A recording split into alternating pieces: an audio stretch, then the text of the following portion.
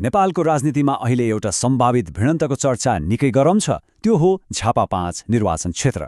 एकातिर छन् स्थापित राजनीतिक शक्तिका प्रतीक र अर्कोतिर छन् एक नयाँ चुनौतीकर्ता। के वर्षौंदेखि अभेद्य मानिएको यो किल्लामा साँच्चै दरार पैदा होला? ल आउनुहोस् यो सम्भावित राजनीतिक लडाईँलाई अलि नजिकबाट निहालौं। कथा सुरु हुन्छ काठमाडौँका मेयर बालेङ शाहको एउटा सानो तर निकै शक्तिशाली सोशल मिडिया पोस्टबाट। केवल 3 शब्द, हामी आउँदैछौँ।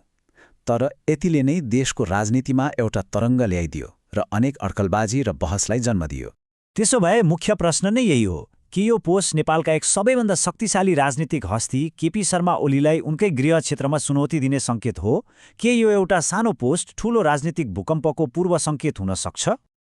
आजको हाम्रो विश्लेषणमा हामी यही जटिल राजनीतिक परिदृश्यलाई टुक्रा टुक्रा पारेर हेर्नेछौँ। त्यो रहस्यमय पोस्टबाट सुरु गरेर झापा 5 को किल्ला, सम्भावित चुनौतीकर्ता, मतदाताको मनोविज्ञान र अन्त्यमा अङ्कको खेलसम्म पुग्नेछौँ। ल सुरु गरौँ त्यही झिल्कोबाट।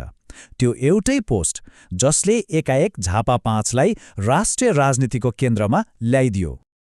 अब लागौँ झापा 5 तिर। आखिर किन यसलाई केपी ओलीको राजनैतिक किल्ला वा गढ भनेर चिनिन्छ त? दशकौंदेखि राजनीतिक विश्लेषकहरू र ओलीका समर्थकहरूले झापा 5 लाई उनको लाल किल्ला भनेर चिनाउँदै आएका छन्। मतलब एउटा यस्तो राजनीतिक किल्ला जसलाई भत्काउन विपक्षीका लागि लगभग असम्भव जस्तै हो। र यो कुरा तथ्याङ्कले पनि देखाउँछ। उहाँले विगत 35 वर्षको अवधिमा 7 पटक चुनाव जित्नु भएको छ। यो डोमिनेन्स साँच्चै नै असाधारण हो। पछिल्लो चुनाव यानि 2079 को नतिजा हेरौँ न।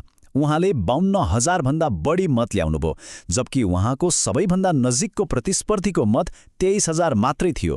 यो भनेको दोब्बरभन्दा पनि बढीको अन्तर हो।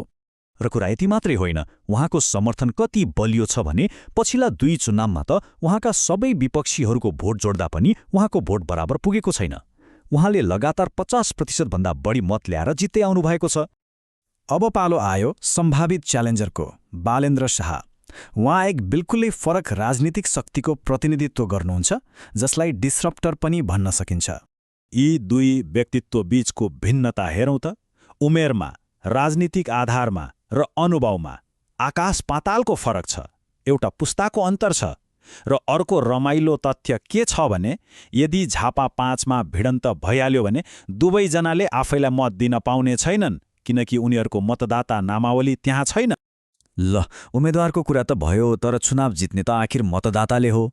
त्यसो भए झापा 5 का मतदाता कस्ता छन् त? उनीहरूको मनोविज्ञान कस्तो छ? हेरौँ है त। यहाँ मतदातालाई 4 मुख्य उमेर समूहमा बाँड्न सकिन्छ र सबैभन्दा ठूलो हिस्सा यानि 33% 30 देखि 45 वर्षको उमेर समूहले ओगट्छ। पहिलो समूह हो युवा मतदाताहरू, 18 देखि 29 वर्षका। यिनीहरू सोशल मिडियामा एकदमै एक्टिभ हुन्छन् र सामान्यतया स्थापित शक्तिप्रति अलि आलोचनात्मक हुन्छन्। तर एउटा ठूलो चुनौती के छ भने धेरैजना पढाइ वा कामको लागि निर्वाचन क्षेत्रभन्दा बाहिर हुन्छन्। अब आयो सबैभन्दा महत्त्वपूर्ण समूह, 30 देखि 45 वर्षको। यिनीहरू नै स्विङ भोटर्स हुन् र सबैभन्दा ठूलो समूह पनि। यिनीहरूलाई पार्टीको नाराभन्दा पनि आफ्नो दैनिक जीवनका मुद्दाहरू जस्तै आम्दानी, छोराछोरीको शिक्षा र महँगीले बढी छुन्छ। त्यसैले यिनीहरू नै वास्तविक किङमेकर बन्न सक्छन्। तेस्रो समूह हो राजनीतिक रूपमा वफादार मतदाता, 46 देखि 60 वर्षका। यिनीहरू सामान्यतया स्थापित पार्टीहरूप्रति बलियो निष्ठा राख्छन्। उनीहरूको लागि व्यक्तिभन्दा पार्टीको चुनाव चुन्न नै महत्त्वपूर्ण हुन्छ। र अन्त्यमा 60 वर्षभन्दा माथिका ज्येष्ठ नागरिकहरू। रोचक कुरा के छ भने यिनीहरूको भोट हाल्ने दर सबभन्दा बढी हुन्छ। उनीहरूको निर्णयमा वृद्ध भत्ता जस्ता कुराले पनि असर पार्न सक्छ र कहिलेकाहीँ परम्परा वा परिवारको इच्छाले पनि काम गर्छ। मतदाताको मनोविज्ञान बुझिसकेपछि अब अलिकति गणितको कुरा गरौँ। के अङ्कहरूले कुनै उलटफेरको सम्भावना देखाउँछन् त? यदि सबै ठूला दलहरू एक भए भने पनि के हुन्छ? ल एउटा काल्पनिक अवस्था सोचौँ। मानिलिउँ सबै ठूला पार्टीहरू एमाले, कांग्रेस, माओवादी, राप्रपा एक ठाउँमा आएर एउटै उम्मेदवार उठाए। 2079 को समानुपातिक भोटको आधारमा हिसाब गर्दा उनीहरूको कुल भोट जम्मा 68,781 हुन्छ र यो भनेको कुल दर्ता भएका मतदाताको जम्मा 42% मात्रै हो। यसको मतलब के हो भने 58% मतदाता त अझै पनि परम्परागत पार्टीको पकडभन्दा बाहिर छन्। भनेपछि गणितले त एउटा स्वतन्त्र उम्मेद्वारको लागि ढोका खुल्लै देखाउँछ। तर यो सबै कुरा कति मतदाता भोट हाल्न आउँछन् भन्नेमा निर्भर गर्छ।